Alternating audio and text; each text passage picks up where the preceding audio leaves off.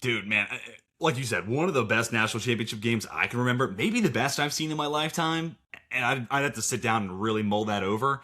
But dude, that really was an all-time classic. One, just like the story of Mendoza. They show where his home is in relation to the stadium, and then they don't recruit him. His mom wants nothing to do with it, and then also just like the awareness of his mom and everything she battles and all the cool stuff that came out of that.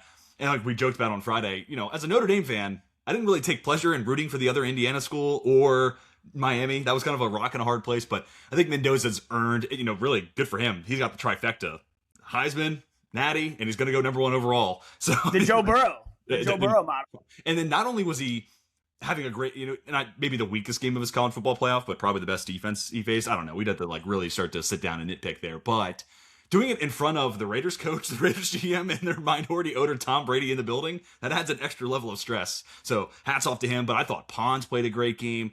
I think Ahmad Moten, Ruben Bay Jr. was great in this game. So was Akeem Mesidor. But if Ahmad Moten declares, man, I think we'll look back at that game as he was the best defensive lineman on the field in that national championship.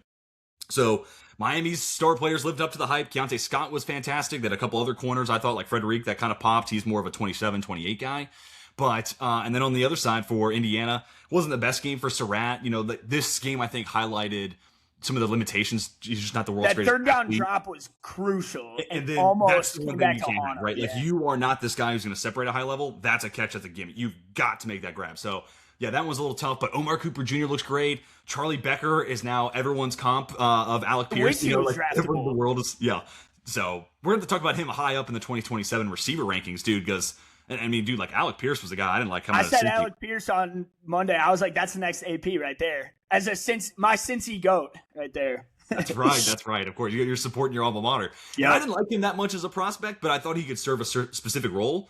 And now I think the Colts have really kind of maximized that. So, like, frankly, getting comped to Alec Pierce now is probably a good thing. Yeah. More so than it was, maybe 3 or 4 years ago. But I'm trying to think about his footwork on those 2 catches near out of bounds were ridiculous. Like, I saw his leg. I thought my leg was going to break after watching it wobble like that. Like, I was like, how did he keep that balance and that strength of his legs? I mean, ridiculous. It tells you a lot about the kid. It's 2 huge back shoulder throws, and that's who the guy they're like. They have a future second-round pick in Omar Cooper Jr. on must-have-it downs, right? Too. And a future third-round pick in Surratt, but they're like, nah, Becker, that's the guy we're going to target here. So that speaks volumes. Also, probably the game that Bain, Mesidor, everyone played well, but like the game that would send Carter Smith back to school is exactly what we saw happen. So he's going back to Indiana, but that's probably good for Indiana, dude, because all the work they put in the portal to get a piece like Carter Smith back, dude, like that's huge. Smith is lucky that false start didn't come back to haunt them, because that opened the sliver of hope, and I was like, oh my god, did he twitch? False start, like. Dude, that was crazy. Like, they showed Beck on the sidelines, like his face, like after that, and then because it was 2nd and 1, they pick it up, game over. 2nd and 6. Did you think they should have gone for it on 4th and 5, or did you think that was the field goal was the right call? That's a good question. Are we talking about the 49-yard field goal attempt?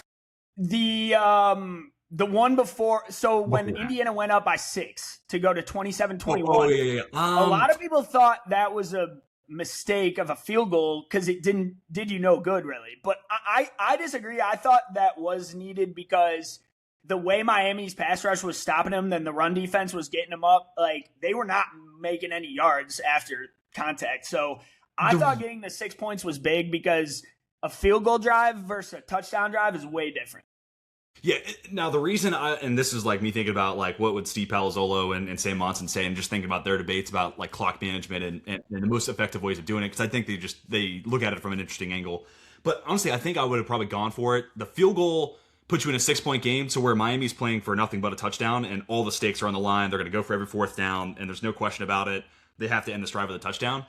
I feel like if you go for it and you don't get it, Miami's mindset for that drive is field goal, versus going up 6, you're determining like, okay, we have to score a touchdown. And then in turn, if Miami scores that, you lose. Versus I just think the game probably plays out a little different. It's hard to tell. We don't know the level of aggressiveness that Miami would have played with had they gotten a 4th down stop. So, but I'm also typically like, hey, 4th down, like if you believe in your offense, and like Indiana's offense was surgical, systematic, machine-like throughout the most of the season, trust your unit. 4th and 5, let's go make this happen. I think it was 4th and 5. So, I think it was the is the same exact yardage on the play they went for it, and when Mendoza ran it in. Right. I think that's why a lot of people thought they should have just done that again, because it's like, keep the ball on your best player, let him go win the game and end it. But yeah, either way, it worked out. I was glad we at least got the chance at the drive, at the villain drive. I was glad we at least got it to watch, and then the interception was very fitting, I felt like, so